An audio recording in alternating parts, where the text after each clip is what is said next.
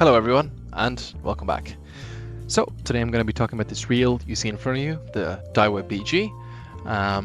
And as per usual, I front load all my videos with the information, with the conclusion. So, you can just kind of tune in, see whether you like it, and then get out. I explain obviously after the fact. I think this is a fantastic reel for its price. I've been fishing mine in 3 different versions, 3000, 4000 and the 5000s. 3000 for bass spinning, 4000 for kind of pike and kind of heavier jigging, it's kind of for bluefish and stuff, and then the 5000 for beach spinning, and also I have it as with a boat rod, again just to kind of chuck out those kind of heavier popper lures, just something very, very stiff. Highly recommend it for its price. I remember I picked mine up for, I think it was 87 quid, something like that. Yeah, so like for that price I'm very happy with mine. And again, if you break it up per fishing session, the amount of fishing sessions I've had with it, it's paid for itself a million times over in dividends. So highly recommend it. So there's that bit, kind of that conclusion. If that's what you're wondering about, there you go. And now I'll explain to you why, and you can tune in and see whether you agree or disagree. So for example, let's start off here with one of its strongest points, right? So I had this happen to me the other day. I dropped that's my rod, my reel, bye-bye, into the wash, into the sand, right? And straight away, my heart sank, right? I was like, oh no, it's over. Basically, I accepted that it was finished and it wasn't really running. And here you can see I tried to turn that handle. It's literally barely turning, right? So I thought this was over. And I thought, that's it, that's finished. And I have some nice little voice clips from it here. So just listen to this. Like that, it's fucking jammed up. Sand immediately gets into your ball bearings, like just between them, and it's fucking horrible. I fucking hate sand. Like, I'm not expressing it enough. I'm being lovely and calm and fantastic. I am fucking raging. I generally might just sit here and cry for 2 hours, honestly. Fucking infuriating shit.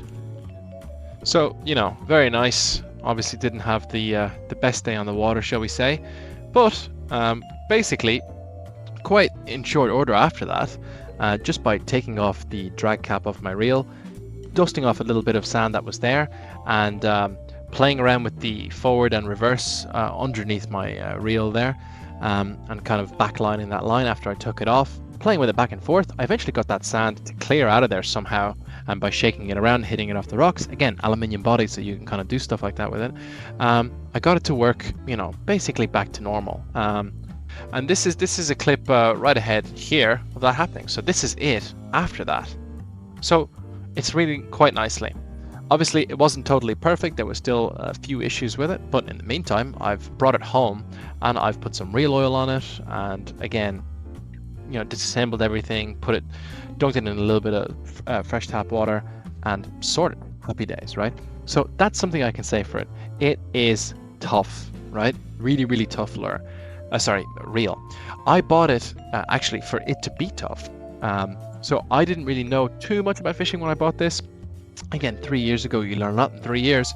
I used to always buy really cheap reels from like a camping shop every single year, and it would be like, by the end of the summer, this would be in Croatia mainly, because I only fish in Croatia during the summer. It's very easy to fish over there, much more fish than we have over here.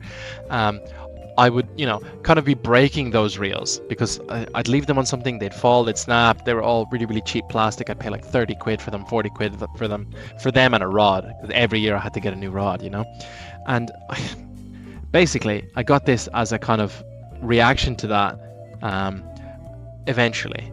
Now, I did have 2 other reels before this, but that was the kind of thought process I had going through it. I was basically like, I want something aluminium body and hard that I'm not going to break.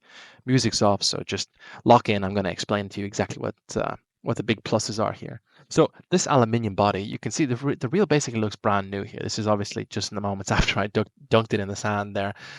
This is before I got it back working. The body is basically untouched, unnicked.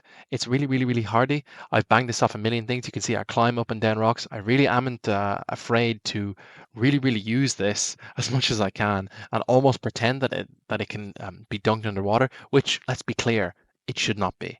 And technically on paper, it cannot be. It shouldn't be surviving what I've put it through. but alas, here it is. Other things that people might be worried about, line capacity. It's got plenty of it, right? Don't worry about stuff like that. Line lay is, I'd say, 98% of the time fantastic, right? Line lay is basically when you're reeling it in, how evenly is it distributing that line there across the spool, and how many times does it create stuff like wind knots. Now, this is kind of like a topic and a half. You can kind of open Pandora's box with this, but basically, I can kind of create. I've had wind knots made for me maybe every 6 months. Maybe I have two, right? And that's kind of sometimes when I'm not paying the most attention that they happen. And I'm not going to get too much into it, but yeah, line lay on this is pretty good, except sometimes when you close the reel handle after you've cast it, it might lay that line across kind of the very top of the spool. It might, like, a little bit will be outside of the spool, but normally I just cast through it, and I've never noticed an issue there. So the handle is good. The bail arm is good. There's a different handle. You can see that form of handle that I have there. That's on the 3000 size. On the 4 and 5000 size, you kind of get a bit of a stubby knob on it. So if you're a big fan of stubby knobs, you can get yourself a 4000, 5000 size. Either one is comfortable. I've never really noticed any discomfort when using a reel handle. I mean, these things are made to be ergonomic. I feel like if you're giving out about a reel handle, it has to be really, really bad. I'm not gonna, go spend 100 quid on a 𝕦𝕟𝕓𝕣𝕖 reel handle because of it. So yeah, it's definitely good enough. And like I said, really, really sturdy, really, really good. Now, those kind of where the pros for this thing end. But again, remember, 87 euro. That's how much I paid for this. Maybe some people are paying more for this nowadays. I don't remember. Like, again, bought this 3 years ago on this random shop, and I got a good deal on it, so I was like, grand, super. Um, there is another reel on the market, which I figured out after I bought this one, which is the Daiwa Fuego LT, which I got the idea to buy from actually watching these guys called Salt Strong, which is these guys in Florida. They do lots of fishing over there. And that's got Daiwa's mag seal technology, which would technically make it waterproof, or at least more sealed. I can't personally attest to how good mag seal is because I don't have a single reel with mag seal on it, considering I just have 3 BGs in the 3000, 4000, and 5000 range. For a tiny bit of history, before this, I had my first ever, proper reel I ever bought was Daiwa LT 4000, which I would buy, and then we would just go kind of freshwater spinning with my friends, for a little bit of pike, a little bit of trout, this kind of deal. And then after that, I bought a Daiwa Excelsior. Again, I had no clue what the fuck I was doing. It was more expensive, therefore I bought, therefore good, therefore I bought it. That's exactly why. And to be honest, I never noticed a difference really between the I think 40 euro or 50 euro I spent on my Daiwa LT versus the 70 I spent on my Excelsior. But I did notice a difference between the Excelsior and this one, which obviously I spent 87 euro on, and I think it's fantastic. Again, though, not waterproof.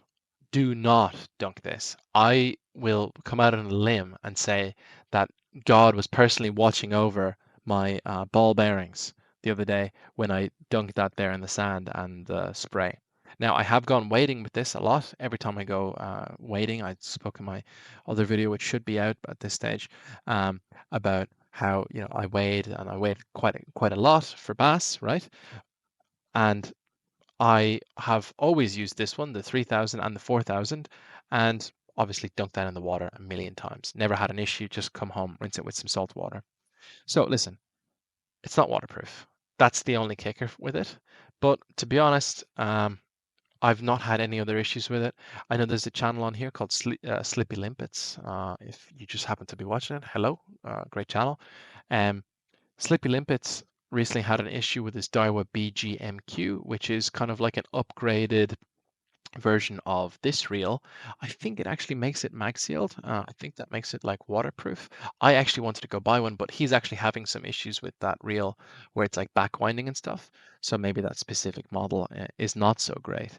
But I must say I've not had any of these issues with this BG pulling in big fish like it was no problem.